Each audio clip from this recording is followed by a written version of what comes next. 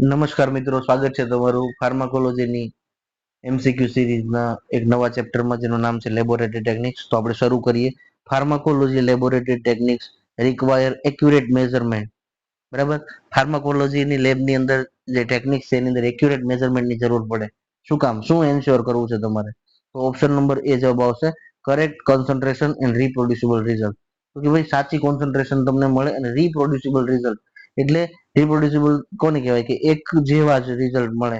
તમે વારંવાર પ્રયોગ કરો તો એક જેવા રિઝલ્ટ મળવાની સંભાવના રહે એને રીપ્રોડ્યુસિબલ રિઝલ્ટ કહેવાય. In pharmacology lab small error in ડોઝમાં કઈ એરર આવે, કોન્સન્ટ્રેશનમાં કઈ ભૂલ આવે, time or biological response can change the result. બરાબર. તો બાયોલોજીકલ રિસ્પોન્સ જે મળે તો એ જે રિસ્પોન્સ છે એ રિઝલ્ટને બદલી શકે. બરાબર. તો એરર, ટાઈમમાં એરર આવે, ડોઝમાં એરર આવે, કોન્સન્ટ્રેશનમાં એરર આવે અથવા બાયોલોજીકલ રિસ્પોન્સ ઓછો વધુ આવે તો તમારા રિઝલ્ટને બદલી નાખશે. એટલે એક્યુરેટ રિઝલ્ટ જરૂરી છે. બરાબર. Second question, drug effect in experiments depends mainly on. બરાબર. તમારા પ્રયોગમાં એક્સપેરિમેન્ટની અંદર જે ડ્રગની ઇફેક્ટ મળે છે એ શેના ઉપર ડિપેન્ડ રહેશે? તો ઓપ્શન નંબર એ આવશે, ડ્રગનો ડોઝ, ડ્રગની કોન્સન્ટ્રેશન, જે ટાઈમ સુધી તમે ડ્રગ આપી એ, અને બાયોલોજીકલ રિસ્પોન્સ તમને કેવો મળે છે એની ઉપરથી ડ્રગ ઇફેક્ટ નક્કી થશે. આ ચારેય વસ્તુ તમે યાદ રાખજો. બરાબર છે. Dose, concentration, time and biological response.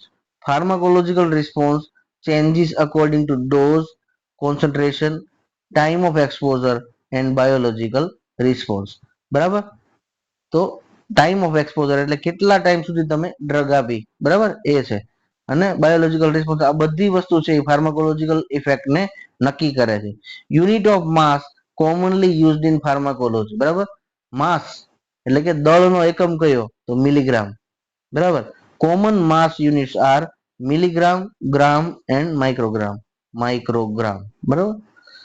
This are use for weighing drugs or chemicals. Drugs અને કેમિકલ્સને વજન કરવા માટે આપણે માઇક્રોગ્રામ, એનાથી મોટો મિલીગ્રામ અને એનાથી મોટો ગ્રામ, બરાબર, એનો યુઝ કરીએ.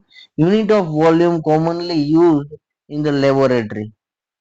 વોલ્યુમનો કયો યુનિટ વપરાય? તો મિલીલીટર. બરાબર, ml. Common volume units are ml and litre. These are used for measuring liquids and preparing solutions. જ્યારે તમે અલગ અલગ કોન્સન્ટ્રેશનના સોલ્યુશન બનાવતા હો ત્યારે અલગ અલગ લિક્વિડ્સ તમારે ml ની અંદર લેવાના હોય છે.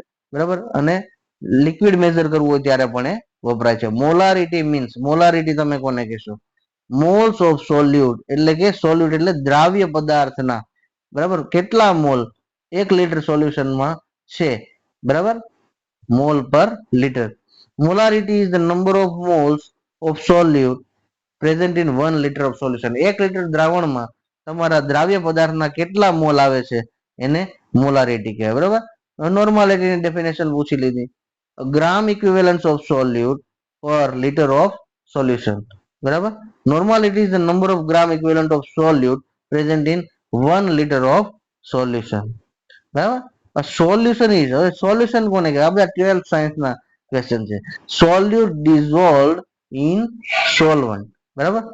સોલ્યુટને તમે ઓગાળી નાખો છો સોલ્વન્ટની અંદર ત્યારે જે એકરસ દ્રાવણ બને છે, યુનિફોર્મ મિક્સચર, એને તમે સોલ્યુશન કહો છો. બરાબર. Solution means solute is completely dissolve, complete dissolve થઈ ગયો in a solvent to form uniform mixture. બરાબર. સ્ટોક સોલ્યુશન કોને કહેવાય? Stock solution means concentrated solution used to prepare working solution. બરાબર. તો કોન્સન્ટ્રેટેડ એટલે વધારે સાંદ્રતા વાળું, બરાબર, વધારે સ્ટ્રોંગ સોલ્યુશન હોય એ કોન્સન્ટ્રેટેડ સોલ્યુશન, અને એમાંથી તમે વર્કિંગ સોલ્યુશન બનાવો છો. બરાબર. કે ભાઈ 100% હોય એમાંથી તમે 10% બનાવો તો એ 10 તમારું વર્કિંગ જરૂર હોય તો એ પ્રમાણે બનાવો, એમાંથી 1% બને. બરાબર. તો આ 100% છે એ તમારું કોન્સન્ટ્રેટેડ સોલ્યુશન કહેવાય. Concentration solution use to prepare working solution. બરાબર. Stock solution is concentrated. સ્ટોકમાં તમે જે બનાવી રાખ્યું કોન્સન્ટ્રેટેડ હોય, પછી તમારે એના વોલ્યુમની ગણતરી કરી એનું તમારું કોન્સન્ટ્રેશન કેટલું જોઈએ છે ડિઝાયર્ડ કોન્સન્ટ્રેશન પ્રમાણે એને તમારે ડાયલ્યુશન કરવું પડે. બરાબર. Diluted to prepare a required working solution. બરાબર. તો વર્કિંગ સોલ્યુશન એમાંથી પછી સ્ટોક સોલ્યુશન માંથી વર્કિંગ સોલ્યુશન બનાવવા માટે સ્ટોક સોલ્યુશનને અલગ અલગ ક્વોન્ટિટીની અંદર ડાયલ્યુટ કરવું પડે, બરાબર. Analytical balance is used four accurate weighing. Analytical balance તમે લેબોરેટરીમાં વાપરો, બરાબર. શું કામ વપરાય?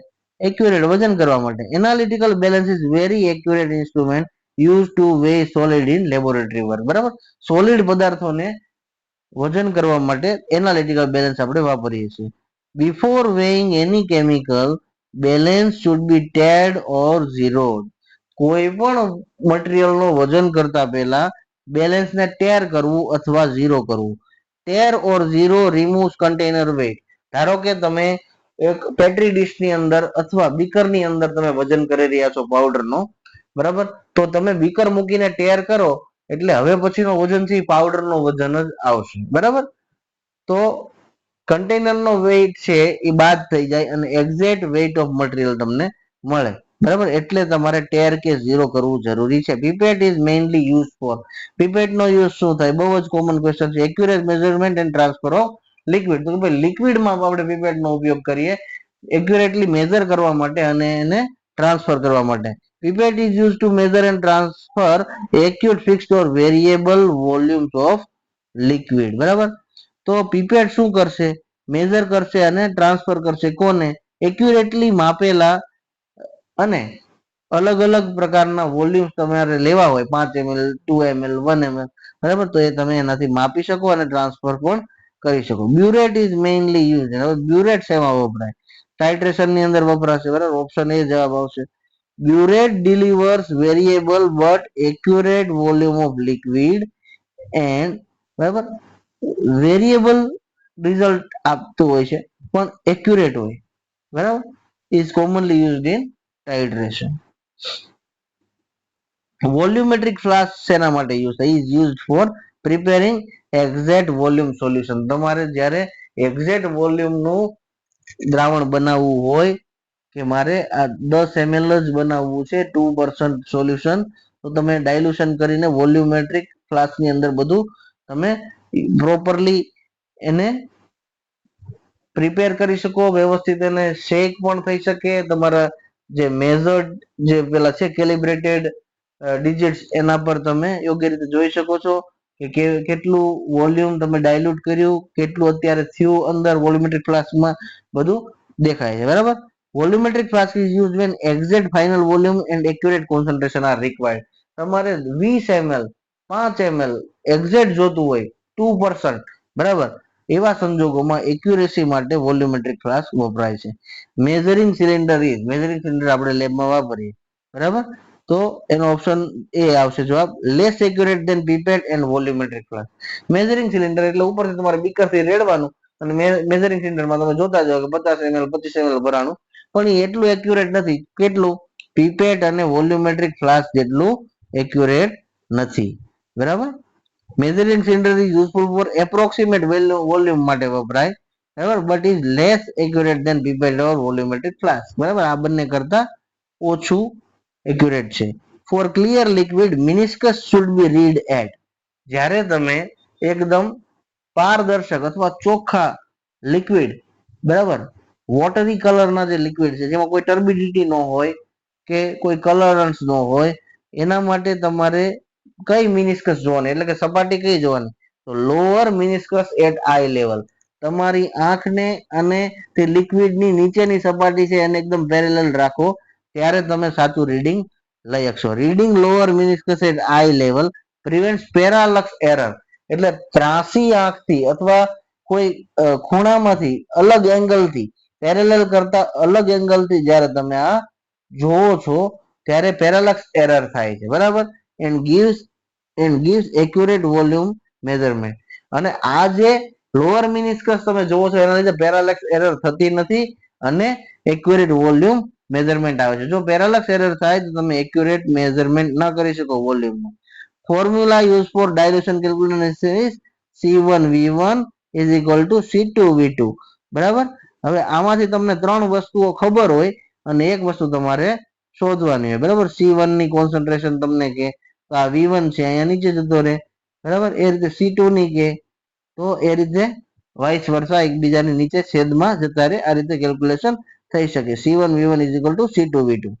Filtration is used to, filtration શું કામ કરો તમે કોઈ પણ વસ્તુનું, તો removes particle or precipitate from the solution. કોઈ સોલ્યુશન છે એની અંદર અમુક પાર્ટિકલ છે, કણો છે, અથવા પ્રેસિપિટેટ બન્યા છે, બરાબર, ફ્લફી પ્રેસિપિટેટ બને ઘણીવાર, તો ફોર્મ જેવા પ્રેસિપિટેટ બને તો એને તમે દૂર કરી શકો ફિલ્ટ્રેશનથી. Filtration clear solution by removing suspended particles or participates, precipitate, પ્રેસિપિટેટ, સોરી, પાર્ટિસિપેટિવ પ્રેસિપિટેટ, બરાબર. તો સસ્પેન્ડ થઈ રહેલા સોલ્યુશનની અંદર સસ્પેન્ડ થઈ રહેલા પાર્ટિકલ્સ ને અથવા પ્રેસિપિટેટ હોય તો એને તમે દૂર કરી શકો. ટાઈપ્સ ઇન્ક્લુડ, જો ફિલ્ટ્રેશનના ટાઈપ કેટલા, gravity filtration, vacuum filtration and membrane filtration, યાદ રાખજો. Centrifugation separates components by, centrifugation છે એ શેના દ્વારા, કઈ મિકેનિઝમ દ્વારા કમ્પોનન્ટને જુદા કરે, તો ઓપ્શન એ જવાબ આવશે, spinning. Centrifugation separates components according to density by rapid spinning, બરાબર, કમ્પોનન્ટ્સની ડેન્સિટી પ્રમાણે એને જુદા કરે છે, પણ કઈ રીતે, રેપિડલી સ્પિનિંગ, ખૂબ જ સ્પીડથી એને ઘુમાવવામાં આવે છે. It is used for serum plasma separation and sample clarification, સેમ્પલનું ક્લેરિફિકેશન કરવા માટે અને સીરમ તેમજ પ્લાઝમાનું સેપરેશન કરવા માટે આ તમે શું વાપરો છો, સેન્ટ્રીફ્યુગેશન, બરાબર. બ્લડમાંથી સીરમ કે પ્લાઝમા તમારે જુદું કરવું હોય. During centrifugation tube should be balance properly, centrifugation કરતા હો ત્યારે એની ટ્યુબ છે એ વ્યવસ્થિત બેલેન્સ કરેલી હોવી જોઈએ, ઊંચી નીચી ના હોવી જોઈએ. Tubes must be balance before centrifugation two prevent vibration, balance તમે કરો તો વાઇબ્રેશન નહીં થાય, તૂટફૂટ નહીં થાય અને ઇન્સ્ટ્રુમેન્ટ ડેમેજ પણ નહીં થાય. જો બેલેન્સ નહીં હોય તો આ ત્રણેય વસ્તુ થશે, વાઇબ્રેટ થશે, તૂટફૂટ થશે અને ઇન્સ્ટ્રુમેન્ટ પણ ડેમેજ થશે. Calibration is done two ensure instrument accuracy, કોઈ પણ ઇન્સ્ટ્રુમેન્ટનું તમે ક્યારે કેલિબ્રેશન કરો છો કે જ્યારે તમને એની એક્યુરેસી ઉપર શંકા હોય, અથવા કોઈ ઓડિટના સ્વરૂપે તમે દર 15 દિવસે, દર મહિને, 3 મહિને, 6 મહિને જેવું ઇન્સ્ટ્રુમેન્ટ એ પ્રમાણે તમે એનું કેલિબ્રેશન કરો છો કે ખરેખર એ પોતાની કાર્યક્ષમતા પ્રમાણે રિપ્રોડ્યુસિબલ રિઝલ્ટ, એક્યુરેસી, પ્રિસિઝન આપે છે કે નહીં, બરાબર. તો જે મિત્રો ચેનલમાં નવા હોય તે પ્લીઝ સબસ્ક્રાઇબ કરી દેજો, જેથી વધુ ને વધુ MCQ તમને મળતા રહે, બરાબર છે. તો હવે ફરી પાછા મળીશું, ત્યાં સુધી નમસ્કાર.